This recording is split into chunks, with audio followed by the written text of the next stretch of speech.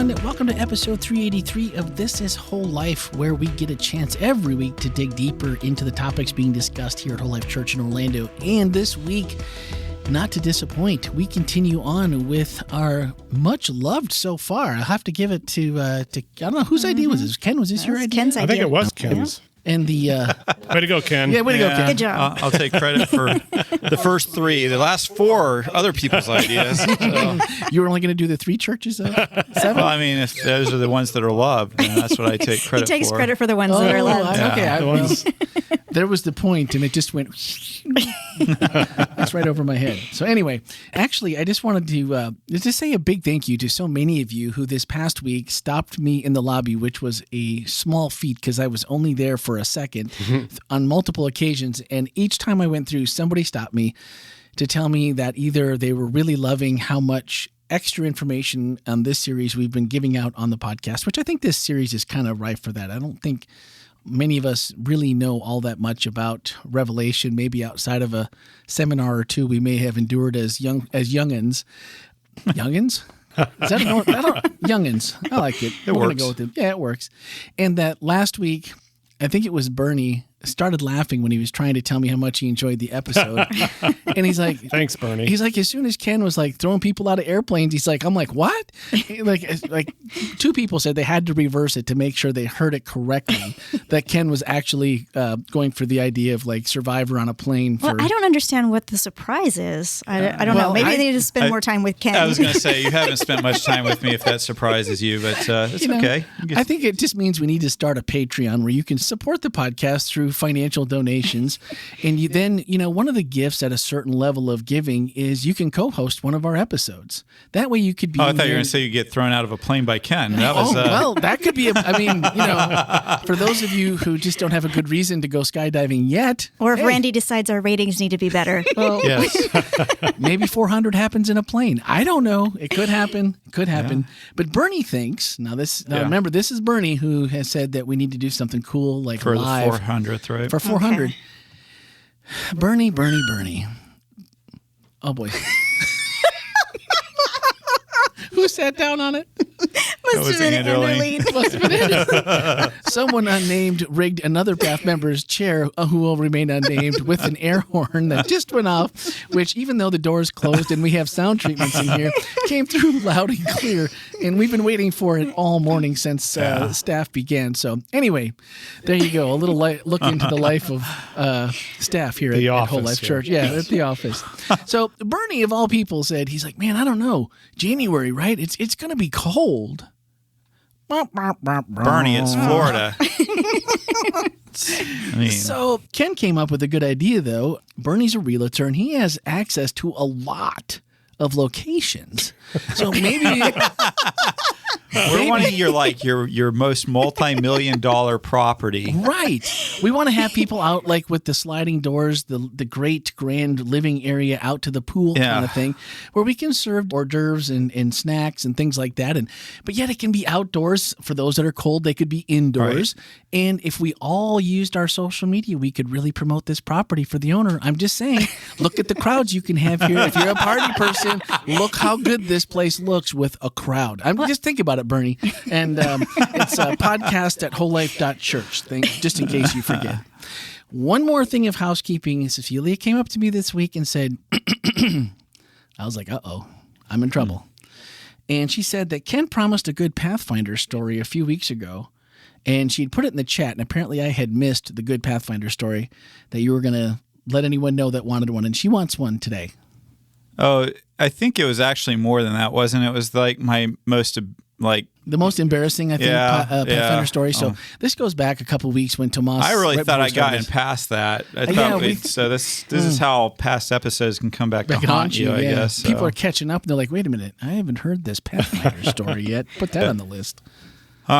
Okay. Well, this is where you might want to have your Pathfinders, or I don't know. This is a cautionary tale, so it might be helpful too. So anyway, I was at the Friendship Camporee in Pennsylvania, and you guys, you've been to camporees, right? I was at Camp Hale, the one before. So what's the one thing you know about bathrooms? Never go in without a buddy outside to guard the door. there's that. And also at this particular one, there were not nearly enough bathrooms. And so it was plan ahead, like plan way ahead. Well, so as fate would have it, we were, you're camping, so you've got hot chocolate in the evening, right? And so, The story could go so many different directions. Okay. So we may need to put a disclaimer on this one. You might want one there. So anyway, so I had taken plenty of fluids in, and right around, I don't know, bedtime-ish, I started to definitely know I needed to use the bathroom, but we were having a good time talking around the campfire, so I knew I could hold a little bit longer.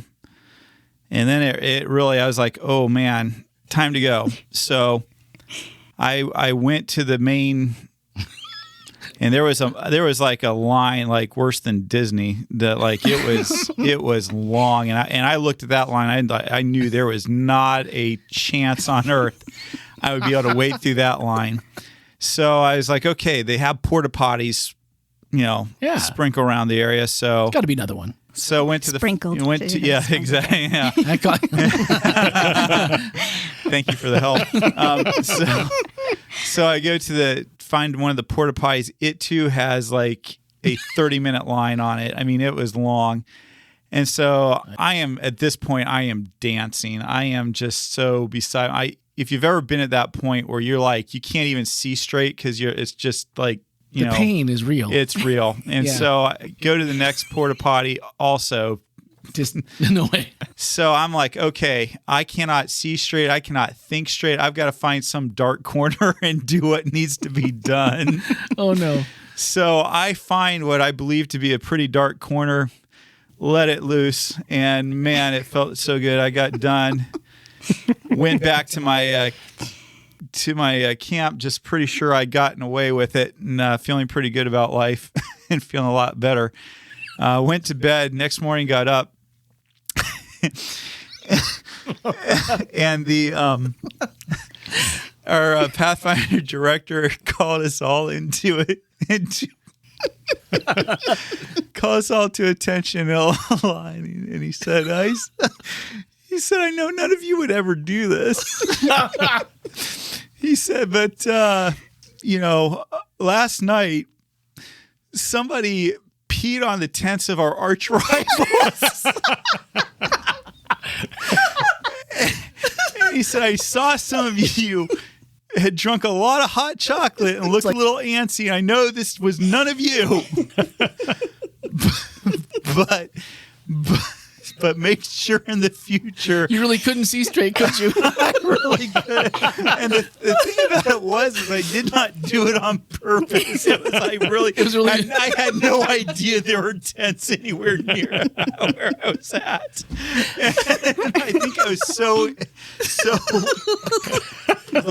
so intent on not being caught. Intent.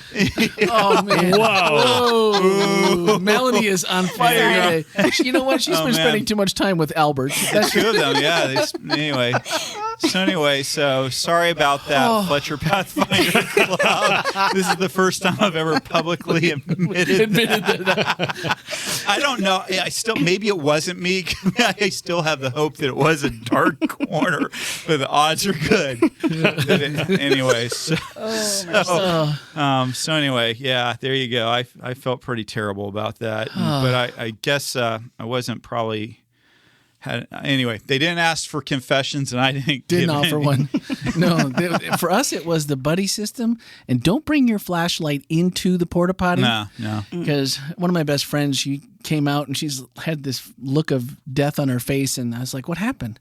It's really light in the porta potty, and there's her flashlight sticking straight up towards the ceiling. Yeah, that's done. And we were just like, no. She was like, I'm not leaving without that flashlight. Are you kidding? They fished that thing out of there, and they cleaned it. I'm like, not this guy. Are they still alive, or? Yeah, no, they're fine. Oh, my word. I'm just here. It's looking at you, Tammy. I know you don't listen to the podcast. Not a chance on earth. Yeah, I'm just like, look, leave it for the next person. Although that might give them stage fright to not be able to go. Who cares? That's your problem. Move on. Of course, that's my MO. Move on. Get out of here as quickly as we can before someone sees. Oh, that's funny.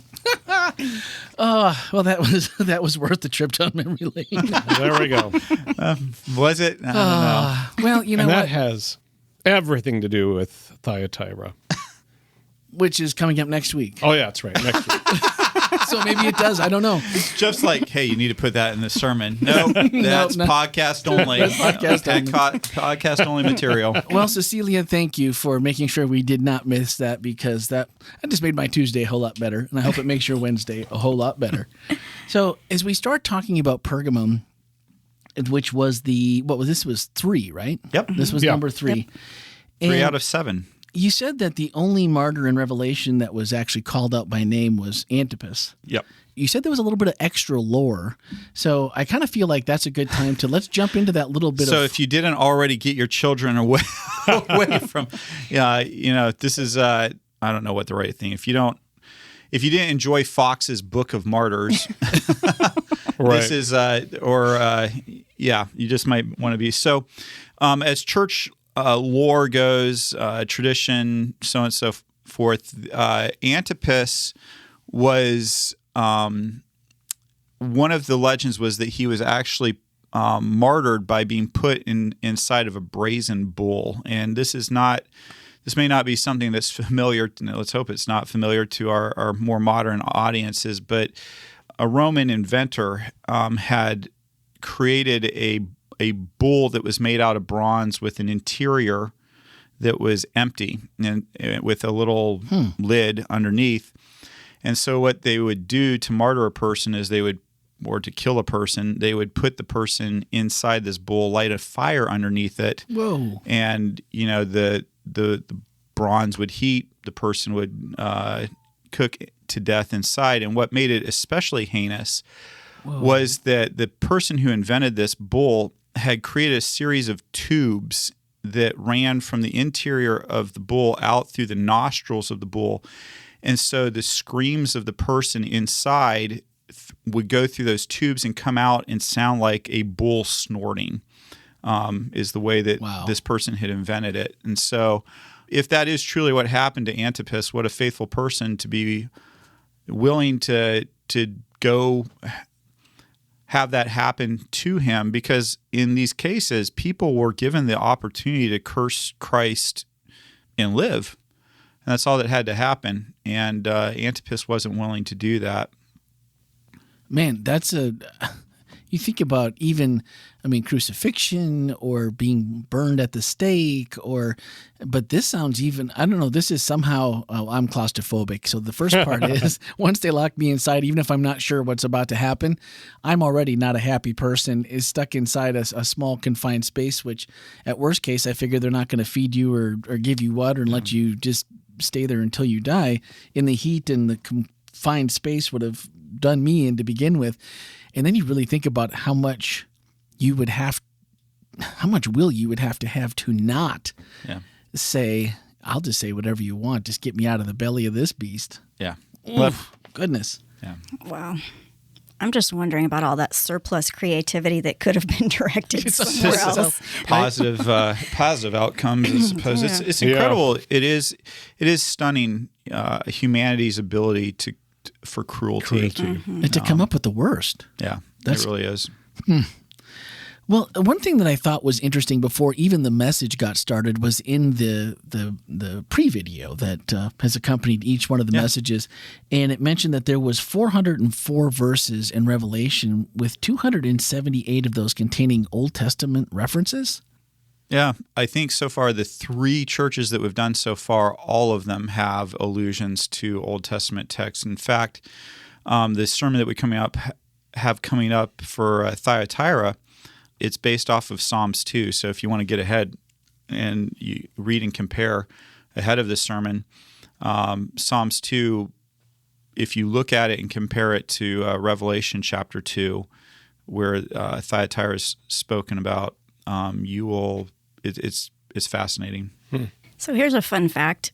The grammar in the book of Revelation, it's written in Greek, but the grammar is so strange that some scholars say it's almost like John was writing in Greek, but he was thinking in Hebrew. So I wonder, like, having his brain in all those Old Testament references and also working on that at the same time in Greek. It's kind of interesting. Oh, that is good. Which is really strange because the book of John in Greek is quite simple. It's the one we actually translate first because it's so easy. Yeah, I think that's one of the reasons why people are not sure that the book of John and the book of Revelation were written by the same person. Yeah. Does Revelation work without looking back at the Old Testament? I mean, is that how we know that this is really... we can confirm these thoughts, and we can look back to the Old Testament to what the prophet said, and is that why Roman? I don't think it works at all. It doesn't work. No. It completely doesn't work, and pretty much for the history of the Seventh-day Adventist Church, we've tied Revelation and Daniel together, and very fairly tied them together because there's so much commonality.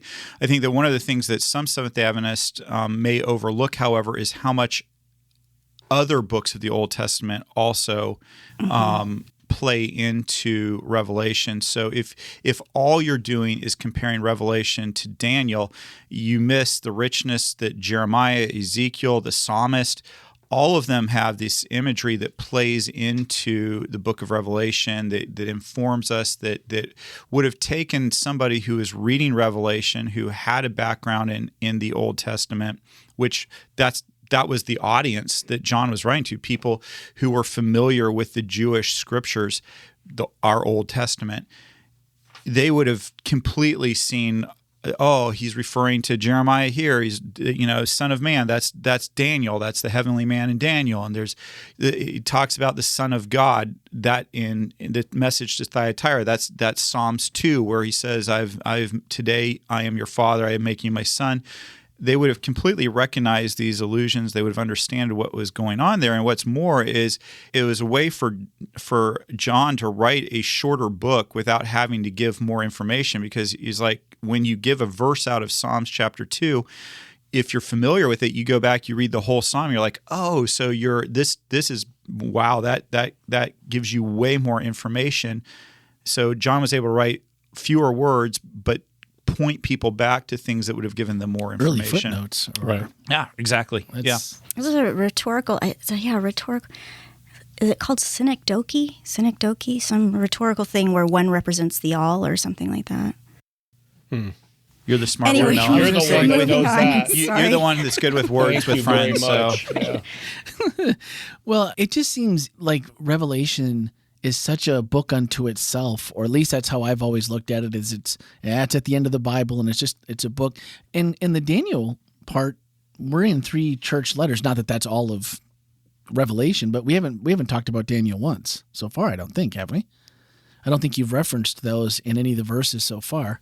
I'm trying to think if I have or haven't. I usually put all the verses down in the media library, and I don't think I've typed a Daniel. Well, if it makes you feel any better, for sure this week we will be. Okay, all right. Well. Yeah, There you go. for sure this week we will be, because of the way that Thyatira plays into this. But yeah, it's all throughout there, and it's just beautiful, really, when you think about it. Is that you have this capstone book of the Bible that basically uses the rest of uses most of the Old Testament. I mean, it's using Genesis. It's using all kinds of different parts of the Old Testament, and it's pulling in stories. This last week we were talking about Balaam, a story that's out of the book of Numbers. So you think about it, it really plays across the entire Old Testament. I liked your abbreviated version of Balaam in second service. Yeah, that was for cutting for time, because to watch you mentally do the gymnastics needed to tell that story in a short form was very entertaining, because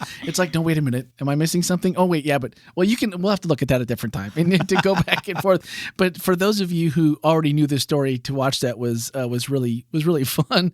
And I thought that Balaam and Balak, you said it was kind of like the Yabbats, and I was always told growing up, Yabbats live in the woods. And so if that's where you're going to find them, you need to search the woods and not use those as an excuse. Because, but we know we're supposed to be doing this, but what you're asking is kind of difficult. And then, of course, we have invisible angels, talking donkeys, lessons in God's patience. But the part that really was comforting in that part, when you think about that story, and if you haven't read it, go back and read it. It's an entertaining story all on its own, full of wild twists and talking donkeys. I mean, how much more of an invitation does one need? But really, that God's will is done, whether we choose to take the right path to get it done or not. It's like, now I told you no already, but yeah, oh, you're going to go, okay, well, come on, let's go do it. And either way, and to me, I know I'm that dense sometimes. Yeah. I'm confident of it. I've seen it enough times in myself to go, ooh, even if it's after the fact and you're like, wow, that was really, why did I take so long? Or why wasn't this more obvious? And to me, just knowing that makes me feel better when you put that up against, well, yeah, you're in Pergamum.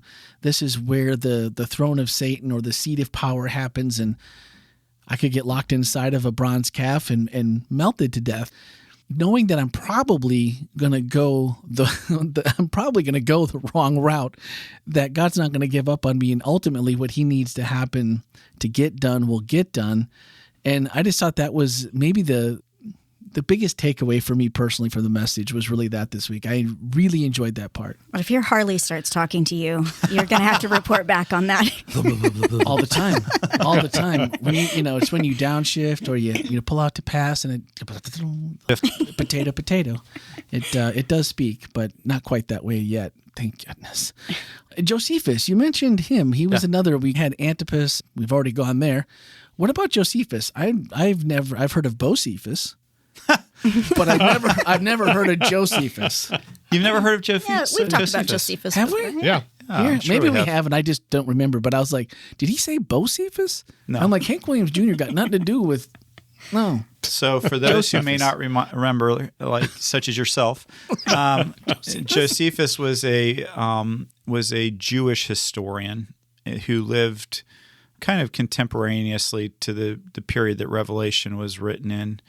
And he was basically captured by the Romans and set about to kind of ingratiate himself to them by writing a history of his culture, the Jewish history.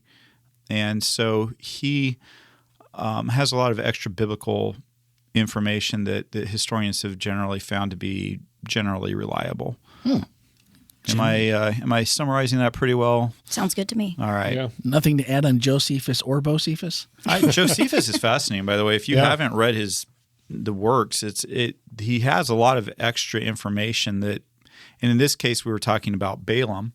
Yeah. He adds a lot of extra information to some of the stories that we are familiar with in the Old Testament. Yeah, I was going to say some Hebrew history. Yeah. And I mean, he also somewhat controversially talks about Christ. There's those who debate whether that was added later by somebody well-intentioned or not. But Josephus, in one of his writings, talks about Jesus and that he was crucified, and he said, some say he'd come back to life, or his followers claim, or something along those lines. So, yeah, I vaguely remember something about that. Man, why is it that it all has to be shrouded in mystery?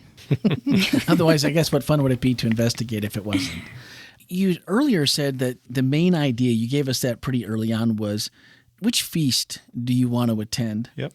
And that Jesus needs faithful people in all places. And both of those put together, again, another comfort to me when, if you don't always know at certain times, even when you feel like, well, I'm pretty sure I'm in the career I'm supposed to be in, I'm in a family situation I'm supposed to be in, I feel like I'm pretty comfortable with who I am, like this is who I am, this is who God made me to be.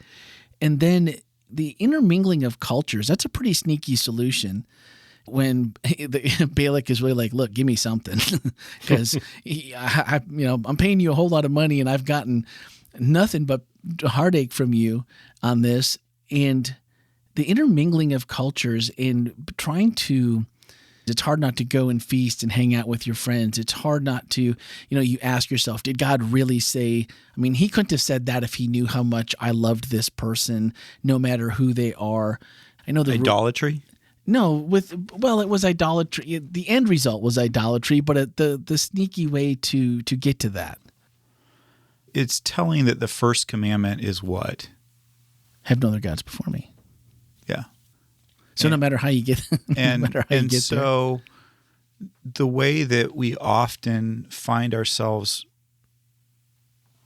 having other gods is through the process of, well, but, I mean, in this case, is it really that bad?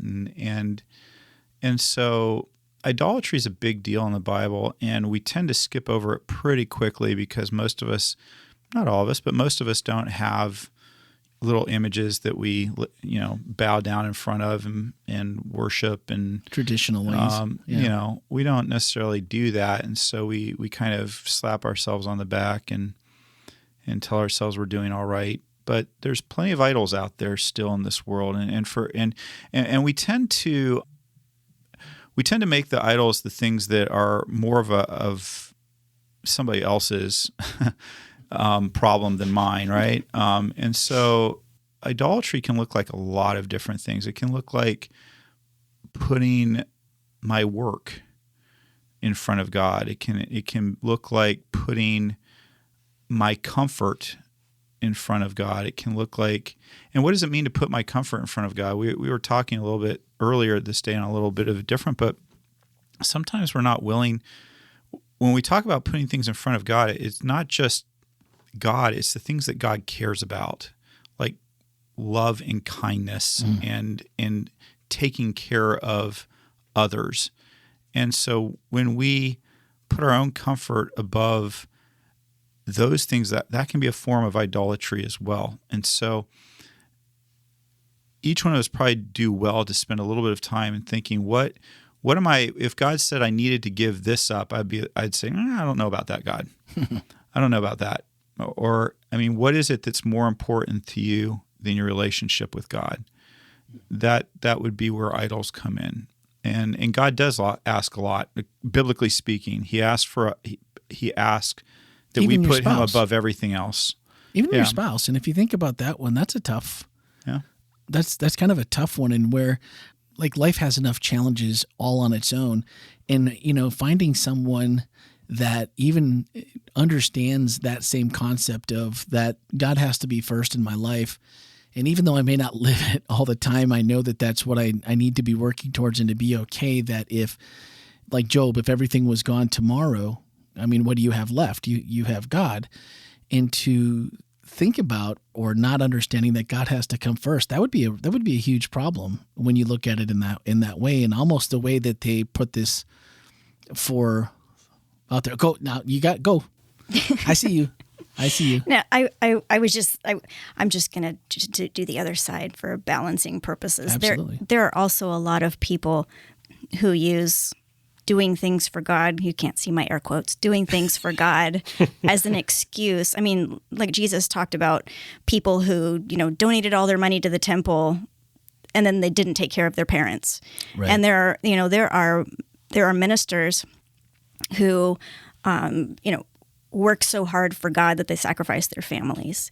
There are people who will use this thing about, this thing that they say that God wants from them as an excuse not to take care of the people or the relationships that they should be taking care of. So I was just putting the weight on the other side of that scale. Sure. Absolutely. And those are fair things. I think what it really comes down to is having a really clear understanding of what God's asking of you. And I think that really only comes by knowing God and by spending time with God in a variety of spiritual activities. I think that there are people who worship their denomination more than they worship God. They're more about the organized religion that they're a part of. And if their organized religion goes against something that they feel God or see God saying for them to do, they're like, nope. The Bible is God's word, but the Bible is not God. And there are people who worship, I believe it was Paul who said they worship the creation over the creator.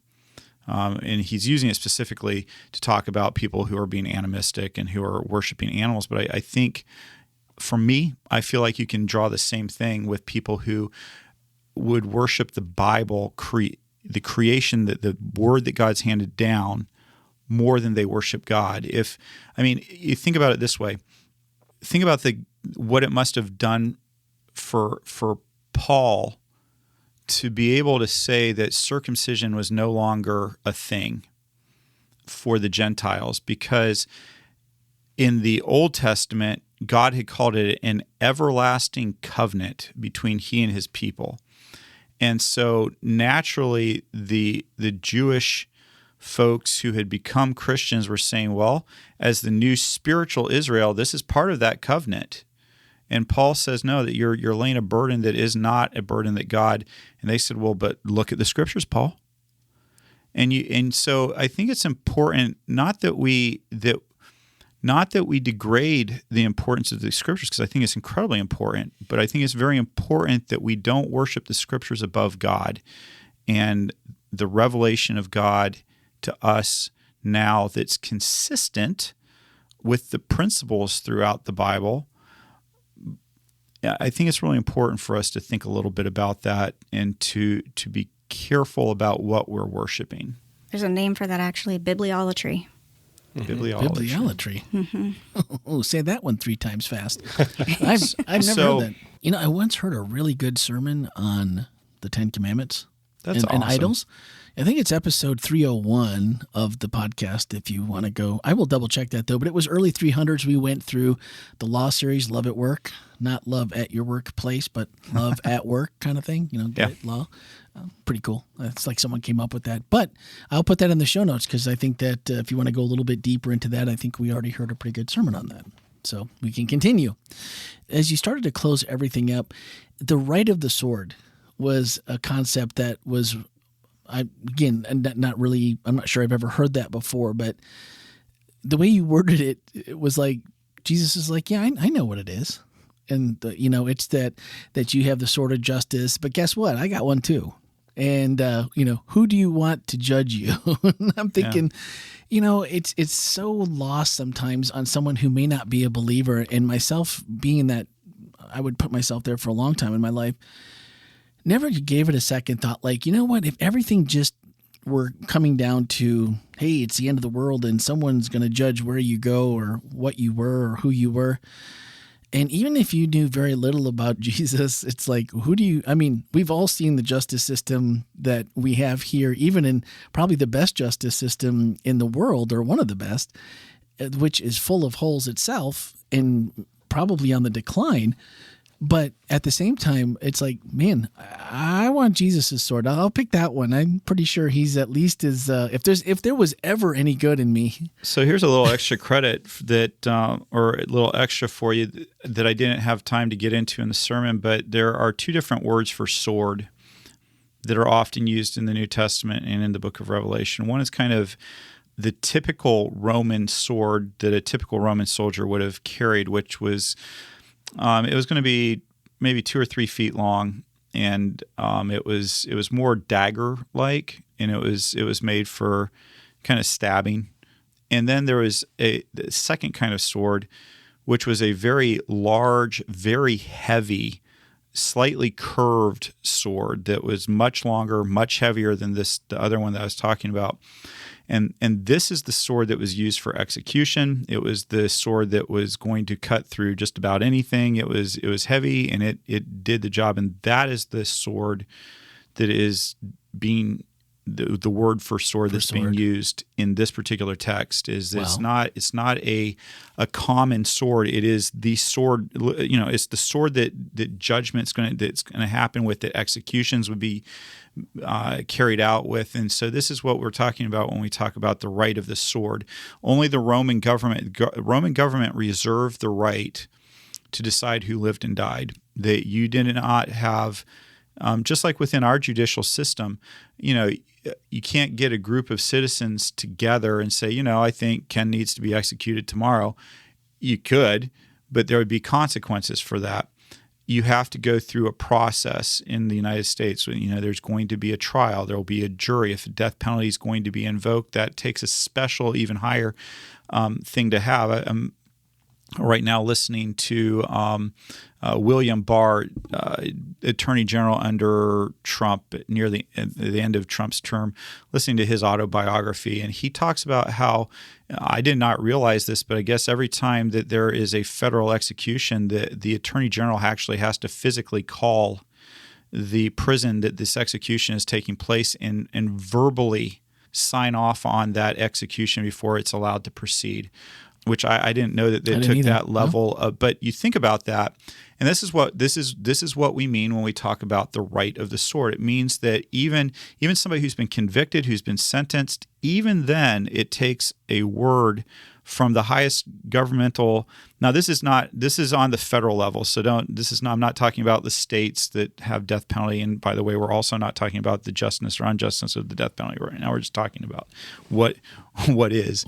And so, but the point is, the Romans had that same kind of mentality, and I should say we probably borrowed it from them, that only the government could really give permission for somebody to be executed, and thus it is the right of the sword. And in Pergamum, it was the capital of Asia Minor. It was where the Roman governor lived and executed judgment. And so for the brilliance of what Christ and John are doing in the book of Revelation is it would have so jumped off the page to each one of the churches they're reading through. They're like, yeah, that makes complete sense. Christ has a double-edged heavy sword that's for execution. That is, and he's using it in Pergamum. This makes complete sense because Pergamum is where this kind of power by the Roman government is taking place. And yet here's Christ saying, going maybe back to when Christ said, "Don't fear, don't fear earthly authorities, fear the person who has the ultimate authority." And that's what Christ is saying. He said, "I have the ultimate authority. The Roman government can judge you one way, but I'm the one who has the ultimate judgment, the one who's able to make the ultimate judgment." 3 cheers for him having the ultimate right? judgment. Especially since he was a lot more grace-filled than the Roman government was. Yeah, absolutely. Every week it seems like there's more and more little history tidbits, little things that we're all learning together, which has been really, really great. And also towards the end of the message, and had relayed a story from your own career about a time when it was really hard not to go out with your coworkers and maybe be at a place that you don't really feel comfortable being at. And a question in the chat from Jared, who said, what should we do then when we love our non-Christian coworkers / friends and really want to spend time with them? Maybe in that same kind of scenario, because this came right about the time I believe that you were referencing that story from yourself. Yeah, and I think that's such a nuanced question, right? Because what's right for me may not be right for you. What do I mean by that? Well, when I worked in news, our station was in a strip mall, and there was literally a bar on either side of our station. And as soon as, and sometimes before the newscast was over, it was like, if you ever watched the old TV show Cheers, where just everybody comes walking in, Norm, whatever. Yeah. And so when the news would get done, our KUAM crew would go to the bar on the right, generally. And then they'd all go in. That's where they'd hang out. I anchor the 10 o'clock news, and one of my least favorite things about anchoring the 10 o'clock news is how many times most of my crew is hammered doing the cast. It was an adventure. And here's the thing. For me, alcohol is something I'm afraid of. I come from a pretty addictive background, and I feel, for me, pretty afraid that if I started drinking, it would take me somewhere I don't want to go and make me into a person that I don't want to be, for me. Yeah. Now, that said, alcohol has never been something that's been particularly tempting to me as far as that goes. I kind of feel like if I started, I probably wouldn't stop, but since I've never started, makes it easier. It's not really it's not really something that has me where I'm tempted or where I feel like, oh man, it's so hard not to have a drink or whatever. And so I remember probably a couple months into my stay there, one of my close friends at the station said, why don't you ever come to the bar with us? And I said, because I don't drink, Mike. And Mike said, well, I don't care whether you drink. I just would like you to hang out with us. You kind of are acting like you're better than are too good to do that or something? I said, no, that's not it. It's just like, bars are not my scene. That's not my thing. He goes, it'd mean a lot to some of us if you'd come hang out with us. So I really went home and thought and prayed about it.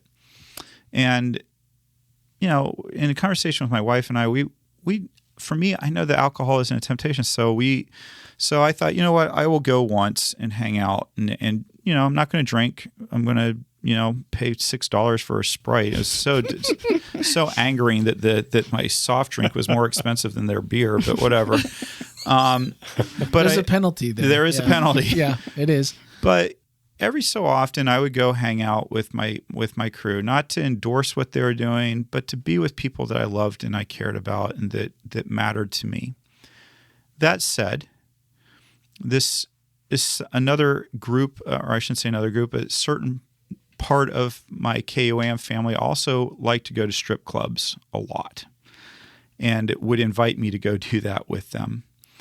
And that's something that I said no to. Yeah. Even though hanging out was, you say, and so what was the difference? Well, the difference for me was in the commitments I have to my wife and the commitments that I have to God and the things that I think bring me closer to God and the things that take me further away from God. And I love my friends and I love the people I care about, but I will never do something with my friends or acquaintances that pulls me away from God. I shouldn't say never, but my goal is to not do that. Yeah, absolutely. My goal is to not do that. And so for me, the difference between those two things was, for me, the strip club was going to pull me away from God. It was going to pull me away from commitments that I've made to my wife. And so for me, it wasn't a good thing for me to be doing with them. Whereas going to the bar next to the station every so often to hang out with them, not to endorse what they were doing, but just because they're my friends and I love them and that's where they're at, that was different for me. And so I think each one of us has to carefully think, what is it that's going to pull us away from God? What is it by doing that we may cause somebody to think that something's okay that isn't okay for them? That's something else that Paul talks about, the stumbling block in somebody's path. And so these are all things that you kind of have to think about and work through. And I think I've got friends that going to a bar would be a really bad idea for them in any circumstance for them, because they've struggled with alcoholism, and for them to go into that bar would be really hard to do, because it might put them in a place where they go back to some things that have caused destruction and hurt in their lives. So that's really important for us to think through those things. I have to think as a pastor, one of the things I have to think about is some of the things that if I get seen doing it, even though it may not be wrong for me, could it cause somebody else to go, oh, well, if it's not wrong for Ken, I'm going to go ahead and do that. And it might cause them to have some problems because it isn't what's right for them and it's not what's best in their life. And so I do have a certain responsibility to think about what's best for those around me and not always what I want to do all the time. I think context is everything. I haven't spent a whole lot of time in bars recently because I don't, most of the friendships that I have now don't need me to go to a bar with them. Yeah. My friends who aren't Adventist, we do things that don't involve that. And that's because it's just different. So for me, context is everything. If I don't need to, no, I don't just walk down to the local bar and just grab a $6 Sprite. I like what you said about context is everything. I mean, my dad was a pastor, so when I was a kid, I got really used to my dad picking me up from school, and I always brought a book with me because I knew I was going to get stuck in the car while my dad went and did a Bible study somewhere. And I remember one day he picked me up from school, and we drove downtown to this little town that we lived near, and he parked the car. He said, I'll be back. And then I watched him walk down the street, and then I watched him walk into a bar. And I sat there in the car and read my book for about an hour, and pretty soon my dad came back out of the bar and got in the car, and I was like, what were you doing in the bar? And he said, well, there's some people that I met, and they told me this is where they were going to be, and they wanted to study the Bible, so I went in and had a Bible study with them. And I remember being very judgmental as a child. And I remember telling it, Dad, what if someone saw you? Like, what would they think if they saw you as a pastor walking into a bar? And his response was something to the effect of, I wasn't there to party. I was there to hang out with people. I was there to study the Bible with people. And he said, Jesus got called out a lot for hanging out with what other people thought were sinners or tax collectors or whatever. And he said, if I know what I'm doing and what I'm doing is right, then if people want to call me the same names that they called Jesus, then I feel like I'm in good company. Nice. I do think it raises questions that we as church members, because on the other side of that is when we talk about, we always talk about the weaker brother, and a lot of times what we talk about as the weaker brother is really not the weaker brother. It's a critical member. Yeah. And I don't really, I think that's, maybe a message to us as a community that when you say context is everything, I think also we need to remember that, Matthew 18 is everything as well. If I have a problem, rather than creating a gossip situation because I'm a member that's concerned about something, that we actually go and say, hey, if it's Ken or if it's any of us, that we allow that opportunity. I know this is a little off topic, but I think it's right on topic. The part where Pergamum, and I really liked what you said, Ken, is that these are people that stayed. These are people that were in the city, the seat of Satan, so to speak. Yes, where Satan lives. Yeah, where Satan lives. By the way, I borrowed the bad neighborhood from great. Melanie. I borrowed. We were practicing. She's like, "Yeah, that's a bad neighborhood." I was like, "Oh, I want to steal that." Yeah, that was great. Yeah, no matter where you live, that's a bad neighborhood. But I think it's really incumbent upon the community to be a part of that as well, is that if you're going to have people that stay, you're going to also have to have a community that is willing to go that extra mile and say, no, I'm not a weaker brother.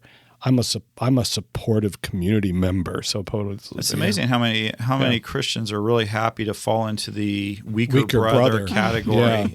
And when Paul wrote that, he really wasn't talking about the local church elder. No. He was talking about somebody who is maybe new to the faith, who is still trying to get their bearings, and was like, "Whoa, why did I just see Pastor Ken walking out of the bar? That doesn't really make sense. I was told not to be in that bar, so why is Ken there?" That's what Paul was talking about, but he was also hoping that weaker brother had been introduced to Matthew 18, where he goes, "Hey, Ken, I saw you coming out of that bar. What was going on there?" And Ken says, "Oh, thanks for asking. I'm glad you asked. I have some very close friends that I was doing Melanie, I was doing a Bible study with, because that's where they're at. And, thank you for asking and giving me the opportunity to clarify that with you." Before it goes any further, it becomes a different tale. I think that some Christians just really love to ride that, I'm the weaker brother. You've got to not pay attention. You can't do that because you're going to offend me. Well, that really wasn't what Paul was intending there. Yeah. Well, Melanie, your parents are two of my new favoriteest people awesome. Anyway, and because they like my coffee, and then and then secondly, though, that just warms my heart. There's a lot of bars where there'd be a lot of receptive people to a Bible study if actually given the chance in the right setting. I know that to be fact. Mm-hmm. All right, Jared, thank you for the question. Super good question. We dove deep into that one. We have a synopsis from the Maxon family. So, guys, Cecilia came up to me afterwards. And Cecilia. Yep, they were like, "We loved this sermon series. We loved this past sermon last week, and we spent like the whole afternoon talking about it." Man, that makes Ken's heart happy. Heart happy, no, for sure. And so they sent us a list of questions that they wanted us to talk about it, but they were so kind kind, I think it was Cecilia actually, so thank you, who broke it down into kind of a conclusion in a couple of sentences, and we're going to go through those. And they did want to mention that we'd like to preface this with the caveat that we are not Revelation scholars. And so right there with you. So I feel like now there's another 4 or 5 in the room with me to offset the 3 that are here at the podcast. So moving on, let's start with the first one. We understand the idea that we shouldn't be persuaded by peer pressure, but we've also said that you don't build relationships without interacting with people. You can't have a relationship with God without talking to them. So how are we intended to spread the good news while never rubbing elbows with people who don't know the good news? And I would say I think we just covered that. That was a good part of that last question. Yeah, and I think it's really important to say that, just to kind of add just one little bit more, it's not just about, we absolutely have to rub elbows with people. We absolutely need to spend time with people. How we do it matters. And so again, context becomes important. So Ecclesiastes tells us there's a time and a place for everything. And so really asking for God's wisdom. But in the case of Pergamum, we're talking about them being tempted to go into these local temples. And it wasn't simply just going and hanging out. The very act of being in that was seen as an act of worship. Like you were accepting it. You were accepting it. You were worshiping. It wasn't neutral. It wasn't like me sitting in a bar with my friends who knew absolutely that I was not condoning whatever. If you walked into that temple and you were in there, you were taking part in the food. You were absolutely in the culture of that time of that day saying, you know what, I am doing the act of worshiping this idol. And you know, it goes back to those 10 commandments. The first one, have no other gods before me. Don't have idols. And so that was what was so problematic with it, and why it's a little bit different than what we just talked about just now. Anyway, so I just kind of want to add the context. And by the way, one of the things I love, and if you read the full email, you'd see that as the Maxims are going through here, they're not necessarily agreeing with everything I preached, and I love that. I hope everybody goes home and debates vigorously, because I don't think I'm 100% right. I try to be, but I'm sure I get things wrong, and I'm sure that 5 or 6 years from now I'll look back and think, oh man, I could have done that better. I could have said this better. Well, it's interesting that you bring this point up in the terms of a lot of people especially back then, if you were even part of a city, like you had mentioned the week before with Smyrna being, well, our city is about following Rome. Right. And there was thought to, hey, if you're a citizen of that community or of that city, so it's a real interesting play that these people who become Christian in these towns that are known for certain things, and so here's Christians in the midst, and by the way, back then it's not like you could just decide to move out of your city. You couldn't. And it was, matter of fact, excommunicated from a city was literally you're giving up your life, literally, because you were a no man. You were a no man in no country, so to speak, or no woman.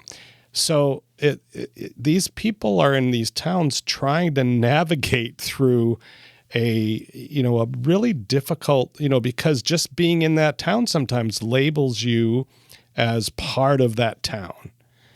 So these are, contextually speaking, these are really rough times. They were trapped. Like trapped.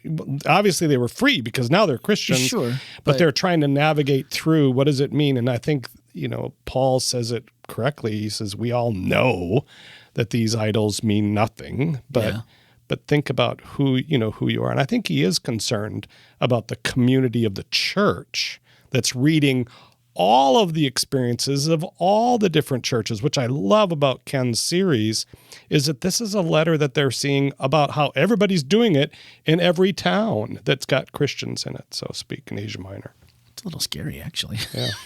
I mean, everyone gets to, we kind of talked about it before, everyone gets to read everyone's junk, but also some of the really bad stuff that's going on. I'm a little fearful, I'm sure. Yeah. All right, number 2, they said, Jesus said he came for the sick, not the healthy. So is sequestering ourselves while waiting for the better feast selfish?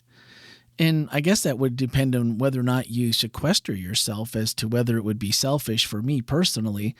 Because, we think of even just looking around, and sometimes you say, how well do I know my neighbors? I mean, do I know them? Do they know me? Do they know that there's anything, if they aren't believers, or are they believers? What have they been exposed to? And part of that is just sharing the good news with whoever God puts in your path to make sure you don't have that selfish, sequestered feeling when sometimes it's hard to know who to share with or when to share with. I think also, if you look, again, context, that's a fantastic word. When you look at what Jesus was doing, he was pushing back against the practical application of some of the values and principles of the religious people of his time. And I think what he was trying to do with the way that he interacted with people was to demonstrate the actuality of what it means to live out, the love and the values of the community. And so for some people, that probably seemed like an act of rebellion. And what is he doing over there hanging out with those people? And Jesus is saying, well, I'm living out what you profess to believe. And so that, I think, was a different context than people who are a minority living in a very hostile environment, where they are seen as, like we talked about last week, they were seen as atheistic, they were seen as vile, they were seen as, all of these different things. And also because they were not participating in all of the aspects of society that related to the idolatry that they were trying to stay away from, they could not participate economically quite the same way either. So in some ways, I wonder if it was not so much them sequestering themselves as that was just a natural consequence of the fact that they could not participate. And I think that's also possibly, I'm just conjecturing now, I think that's possibly also why, these communities of Christians ended up being, created in which they supported each other. There's a term, fictive kinship, and that means that maybe this person isn't actually your family, but they're part of your family within this context and this idea. So this sort of amalgamation of family took place within these Christians who took care of each other and supported each other. And I don't know, and I think that they still were engaged in the community to the degree that they could, because they were trying to share their beliefs. Of course, for some people, that was in terms of explanation and sort of apologetics, and then for other people, it was more polemical. And that's also why I think Paul went out of his way to say, hey, listen, don't cause problems. Like, you're already in trouble enough. Don't go break laws. Don't fly in the face of some of the societal norms. Exactly. Yeah, because you're already in a precarious place. Well, I think, too, what I hear you saying is just the way that we live our lives, if we really are truly trying to live with love and with the gospel in our hearts, that itself is a testament to, I think, not sequestering ourselves from people. Because, face it, not all of us know or are comfortable enough in our own experience or our own walk yet to walk up to Ken and just say, hey, Ken, do you know about Jesus? That's a rough sell. Whereas if might not be a particularly effective one either, but yeah. So I think, can I tell you how hilarious? So my son Eric flies between Sanford and Asheville, North Carolina, on a fairly regular basis, and he gets on the plane, he sits down, and this lady who's seated next to him looks at him and says, "Do you know my Jesus?" And Eric said, "I know Jesus." I don't know about and she goes, "Yeah, but do you know my Jesus?" Oh, goodness. Gosh, I hope you'll tell me. And Eric said, well, my dad's a pastor, so I feel pretty comfortable with that. Yeah. And she looks at me and she goes, oh, those are the hardest to save. Oh, so, wow, that's a sales pitch. I right want there. you to know that was not an overly effective sales pitch. No, sales pitch. Let's not do that. And so, how we go about doing it sometimes, I think that sometimes we think that like if you just, that somehow God like absolves you from the blood on your hands if you just batter somebody with the truth and run off. I call it drive-by evangelism. Yeah. And can you also, please, I beg of you, can you also please not be the person who on Super Bowl Sunday morning announces on Facebook and all your social media platforms that while everyone else is participating in this terrible sin called the Super Bowl, you will be reading your Bible? Can you please not do that? I mean, you're welcome to do that if that's what God's calling you to do, but that's not going to be terribly effective. Is just all I'm saying. Yeah. Pointing out what is it? I guess it would be considered pointing out somebody else's idolatry. See, we can bring this back to anything we want, whenever we want. We're good. Yeah. All right, Maxon's family, we're down to the last one. We might argue that sitting in an echo chamber of Christian ideals would be the comfortable option, whereas going into places of need would be more difficult. Check. What do we consider faithful versus unfaithful? How can you be a witness without interacting with people? And that's obviously you can't. Yeah. And I don't know. I don't mind the uncomfortable if it's a clear something that God has put you in where there's been situations where it's like, oh man, last thing, like I'm tired. We've all done the plane ride next to the person, like Eric. We've, all been in a place where someone maybe has questioned something, and the first part is I don't mind the uncomfortable. Really, as long as I know that the reason that I was in the position that created the question in the first place was a good reason. I honestly think that more times than not, that's where maybe not the person who thinks you might be doing something wrong, but the person you were there for finds it even more because they know the situation that you're in. Ken's castmates, their coworkers at the radio station, they knew what they were putting you in by asking you to do that, but it meant enough to them to still ask. But if someone had been like, "Whoa, Ken, I see you've been hanging out over at the tavern after work on a couple nights a week," any one of those people would have been, I'm sure, happy to say, we just really want Ken here. And Ken drinks his Sprite, his overpriced Sprite, with a smile on his face. And nobody offered to pay for that one, I can tell you that. So. The next round's on me. Ken's Sprite was not included. Yeah. Right. But can I tell you one of the cool things, though, is that when people know what you believe, a lot of times they'll respect you. And one of the things that I didn't realize until I was about 2 years into working at KOAM was I just took it for granted. They changed the night that they had their Christmas party for me. I never knew it. I didn't know that until later. They put their Christmas party on Saturday night instead of Friday night. I never asked them to change it, but they just knew that I wouldn't be there on Friday night because of my beliefs when it comes to the Sabbath. And when I found out that, because I can't remember how I found out, I think we were talking about it and somebody said something. I was like, well, no, but Christmas party's on Saturday night. Like, oh, yeah, we changed that a year ago. And I was like, wait a minute, that's when I got here. And they're like, oh, you're smart, aren't you, Wetmore? He catches on quick. But like, never even asked them to do it, and they did it. And so, again, that doesn't always happen, and it's not always your experience, but I don't think I would ever suggest that we should live in an echo chamber.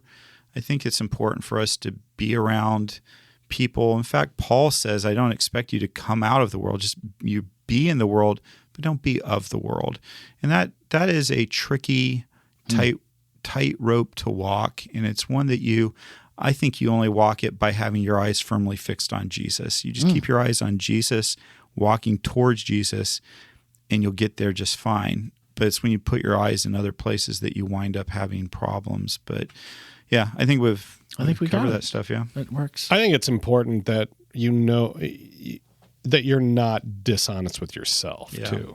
Yeah, that's a good point. Because it can be extremely it can be a rationalization on a lot of things. We can talk ourselves into just about anything. And if you look at Jesus is accused of hanging around with tax collectors and publicans and what they call sinners, obviously their list.